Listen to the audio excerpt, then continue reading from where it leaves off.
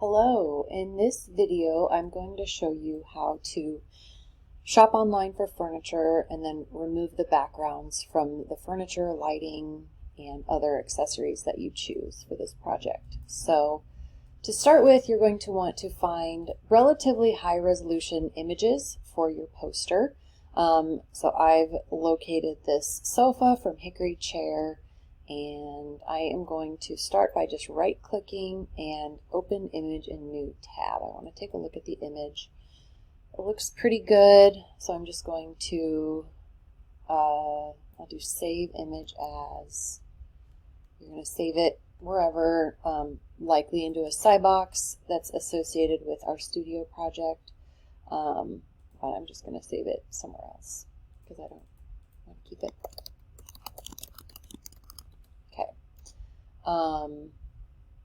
So now I'm going to open that file in Photoshop because I need to remove the background. And this is a JPEG, so that's good. Sometimes they'll come in as like web page, some things like that, so that can be a little tricky sometimes. You may just have to change the format of the file. So first, it brings in the sofa, and I want to look over here, and I see that the background is locked, has the little lock on it. So I'm just going to unlock it so that I can delete the background. I'm going to use the magic wand tool. I want to make sure that contiguous is checked, and the tolerance, 15 is probably a good place to start. I want to see what that does for me.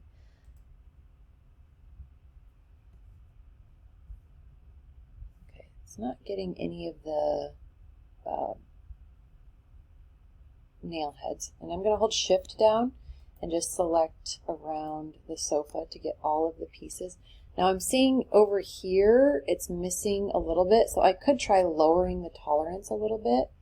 Why don't we do that? The tolerance basically just says like how close of pixel association are you searching for. So let's try 10. Actually, I'm going to raise it. I want it to be less picky. That's right. So I'm going to raise it to 20. I need to be a little bit more comprehensive. That's pretty good. So now I can just hit delete, and it will delete the background, and it saves it as a PNG file. Or you can then save it as a PNG file with a transparent background. So I'm going to go File, Save As.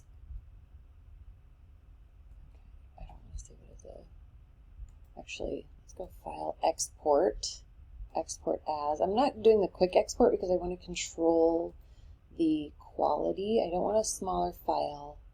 I want it to be a larger file. I want it to be a good quality file. So now again, you're going to save that to your to your Cybox. I'm going to save it, and then you can put that on your mood board. So let's try another. Actually, before we do move to put that on our mood board, let's say hypothetically you did not want this sofa in this color. You want it in a different color. I'm going to change this image to black and white. You can just go Image, Adjustments, Black and White, and it turns it to black and white. And then you're going to shop for a fabric that you want to place on your sofa. So I found this Perennials stripe fabric that maybe I want this brown color, let's say. So I'm going to find this swatch that looks nice here. I'm going to open image in new tab. I'm going to save this.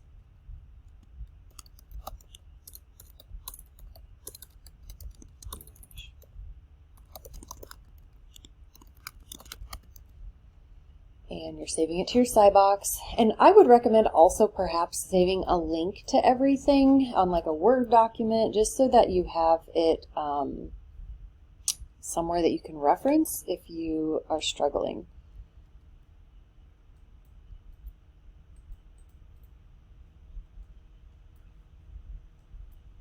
Oh, here we go. I'm opening InDesign to show you how I would put these on a poster. So I'm going to let that program open. It'll take a minute. In the meantime, I'm going to show you another how to Photoshop something maybe a little bit more complicated. Again, I'm just right click, open image in new tab. I can right click on this and I can actually go copy. You can go file new and you can choose clipboard. However, I would choose up your resolution a little bit to 300 dpi, and then if you paste it, it's exactly the right size. Again, my background, I don't even need that. I can just work on layer 1. So now you can kind of see here how it's being a little bit more selective with the pixels. So I can just hold shift down, keep clicking. I've got one little spot right there that looks kind of funny. Sometimes those are hard to get. And then down here, the shadow. So I'm going to kind of get all of this shadow. Oops.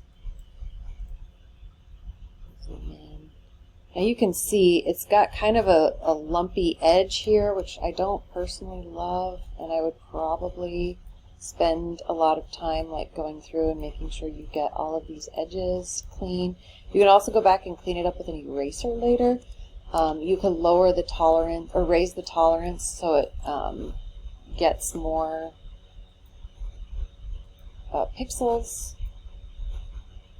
You just have to be careful, like see how that went a little bit too far. So I'm going to undo that one and I'm just going to go ahead and delete this. Now, is it going to look terrible on your poster? I don't know, maybe, maybe not. One thing that I'll do sometimes to see how the background looks is I'll just add another layer and then I actually fill it with like a really terrible bright color, but then you can see how it appears on the background. Like see here how I can see a little bit of white. So I may want to come in here, but then look how it took away some of the edge. This one isn't great. This image is pretty low res to resolution. It's not a very high quality image. It is what it is. You kind of get what you get to work with, but so you know, if I have it much bigger than this on my poster, it's going to look fuzzy. So you really have to be careful with the images you're selecting. So once you've decided that the background is sufficiently photoshopped out, you can export the PNG file. The other option you can do is you can take your eraser, and I know at one point I had a square eraser. And I don't know where it went.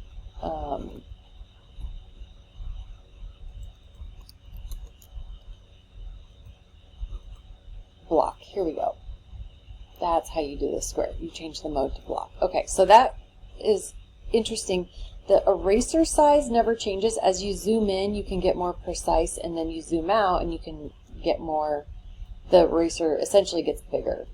So I could go in here, I could click here, and then pull my eraser down. If I hold shift after, I click release, hold my eraser down, hold shift, and then click again, and it makes a straight line. So you could take your time and Photoshop all of these, you know, really nicely. Make it look really good. Versus the one I had before where it's a little wonky in some spots. So it's up to you how much time you want to put into it. Once you have, let's see, once you have everything done, you're going to create an InDesign file. Remember, you're making 3 mood board, essentially like boards that show all of your furniture pieces. So I have, let's see how this is an AVIF file. That may or may not play nicely. We'll see. So I'm going to drag my sofa over. It's on my board. This isn't the black and white one because I didn't save that one, but you're going to want to save it in black and white if that's what you want. So I scaled it down. I'm going to go right click, fit content proportionally, and then I'm going to bring my fabric in.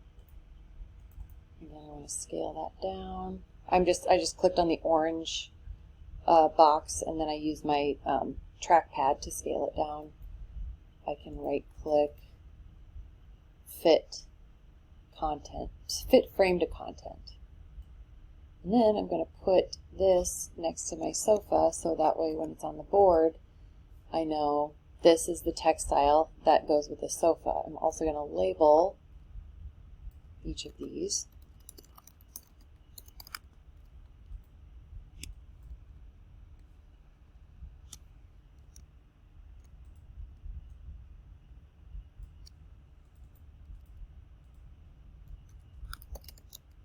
Okay, so now I have my labels. So you can make a mood board for each one and then export that and save that to Canvas for your assignment. Again, I recommend saving all of the links to everything somewhere, and if you don't have the correct colorway, you can turn the item black and white on your board and find a textile, a wood, a paint color, something that matches. This is your project, so you can make it as whatever you want. Everything can be custom. You know, this is pretty open, but you also want to be conscious of how much time things take. So if you have questions, let me know.